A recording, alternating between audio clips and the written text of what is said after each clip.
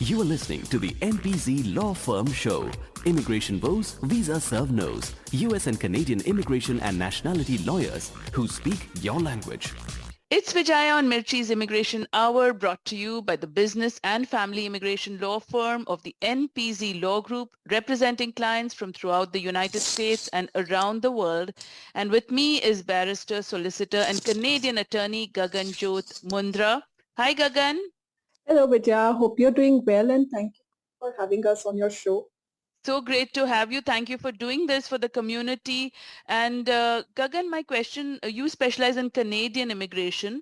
So if someone has a work permit application which falls outside the processing timelines, what can they do?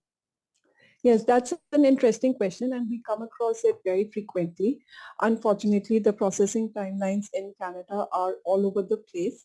And our discussion today is specifically for listeners who are outside of Canada and their work permit application has been pending for very long, and it has crossed the regular and normal processing timelines. Now, there are two aspects to it. One, there could be some serious issues going on with their application. That could be one. They did not identify any of the denials. They did not identify any DUIs, or they did not identify any of those instances in their application, which has queued their application for a longer or for a more serious background checks. That could be one aspect. Another one is where IRCC changed their NOC system, the occupational classification, from NOC to tier.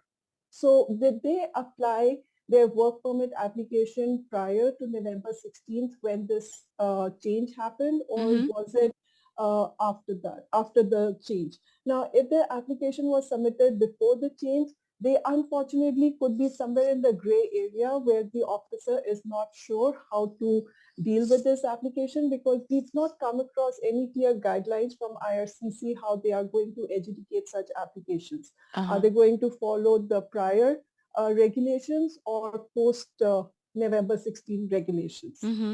I would, if you think and if you believe that your application does not fall into either of these classifications or any other issues that may come up, then you can, of course, reach out to IRCC by web form. This is a web form easily available on IRCC website.